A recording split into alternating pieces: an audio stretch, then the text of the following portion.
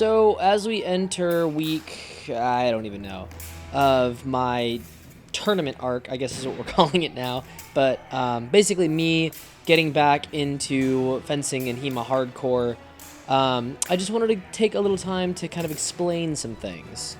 First up, what you're seeing here is saber fencing. This is where my background really is, in classical fencing is kind of what we're calling it nowadays, which is things like rapier and saber, and these, they're still heavy weapons. It's not sport fencing, but it's different than a lot of the older stuff, like the German longsword and messer and stuff like that. In this video, I am fencing False Edge HEMA, a really fun saber fencer. He's really good, and you can find him on TikTok. I'll link in the description. This was a couple of weeks ago, but I wanted to show this footage and kind of explain some stuff because I think I need to give a little bit more clarity to where exactly I'm coming from when I'm doing all of my training. As a background, I did start in Olympic fencing a long time ago, back in 2004. We weren't allowed to use heavy weapons, that is, anything that wasn't a sport weapon, until we were 18, and so I didn't start fencing with heavier weapons until quite a few years later. We didn't really have what you call HEMA at the time. Back in the late 2000s, there were people who were starting to do what we would now call HEMA, but a lot of it was in Europe, and where I was in the country, it just really wasn't happening. We had the SCA, and we had things like ARMA, though we don't think we had a chapter of that anywhere near me. So stuff was being taught, but it's not like what you're seeing on the screen now, which is modern day HEMA. So I was fencing in the club that I was at, Five Rings Fencing, fairly regularly. I did have some stints of inactivity as life kind of hit, but I was doing that all the way up until 2015, and then I moved away to college. Graduate school, to be exact, for stage combat, and there just weren't any resources where I was. There was no HEMA being done. But around the time that I moved, there was a huge boom in HEMA back where I was in Kansas, and this whole scene kind of sprung up around me. And those people who are in the HEMA scene will know that those years from 2015 to about now were big years for getting HEMA to where it is now.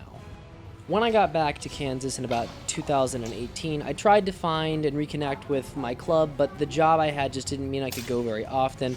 I fenced with my friend Matt. You guys saw videos of us fencing quite often, and so I was still getting stuff, I was still getting training in and fencing in, but the thing about it is that almost all of my longsword training is self-taught, kind of. It's more complicated than that, because the basics that I learned in classical fencing, cut and thrust, parry and riposte, distance, footwork, measure, all of those things absolutely play into longsword work.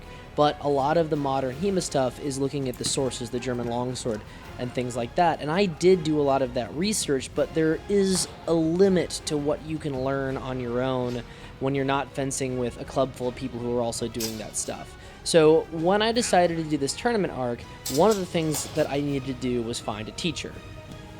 And these people, the two that you've been seeing on the screen for the last couple of minutes, are my new teachers. The person kicking my butt right now is Amber. She's one of the instructors at Nachreisen Fencing in Baton Rouge, Louisiana. And this, not this, hold on, wait. This is Josh, the head instructor at Nachreisen. And so what you've been seeing is right now he's kind of giving me a lesson. It's a sparring lesson, so he's giving me situations to implement things he taught me in class and kind of testing me out on that.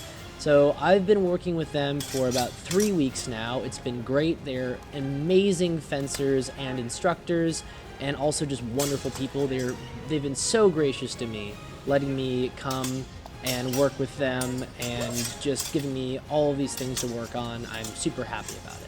But this is the next step in my fencing journey.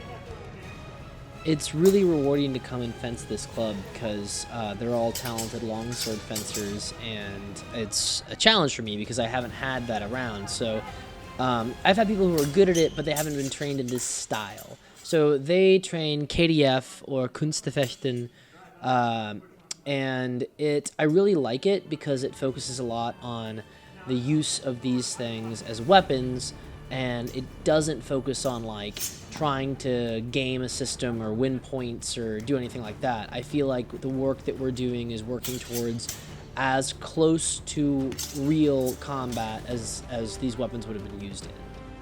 This is mostly mixed in footage from my first and second trip down there.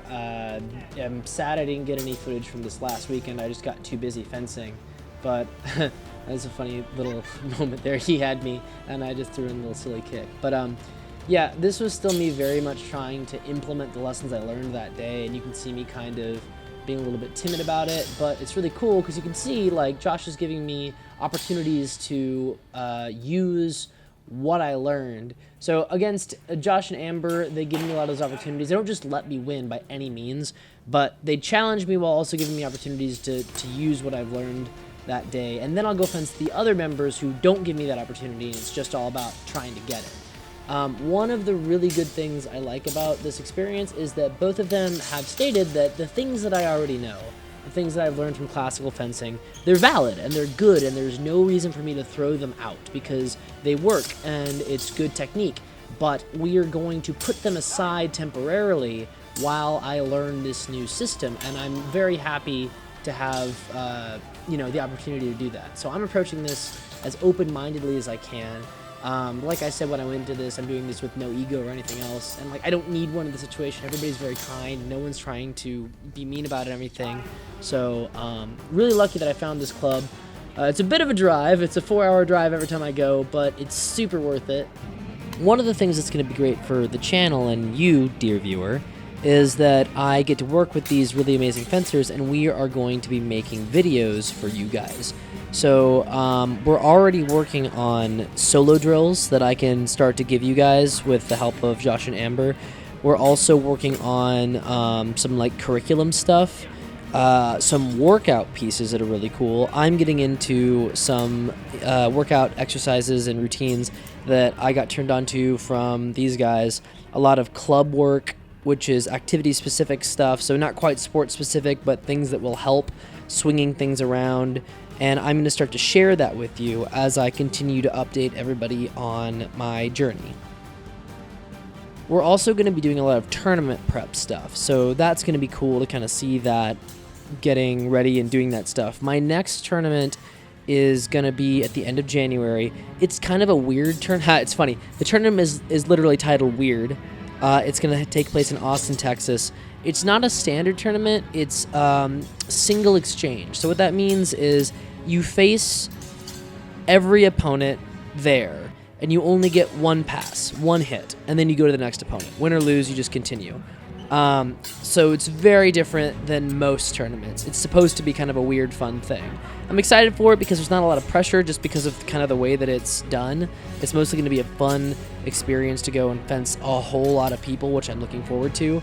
And then after that, I think our next tournament's going to be in March somewhere else in Texas. And so that's going to be the tournament that we're going to really grind out and see how well I can do. Again, my goal, every time I enter a tournament, obviously my goal is to win to a certain degree. I don't go there just to lose. But it's not what I'm going to value it at. So like I'm not going there expecting to win. I'm going to try my best. But I'm expecting to be able to implement all of these things in the setting that I decided I wanted to do. So I'm excited for that, and I hope you guys are excited to come with me on this whole journey. And now I will let you listen to me get the crap beat out of me by Josh.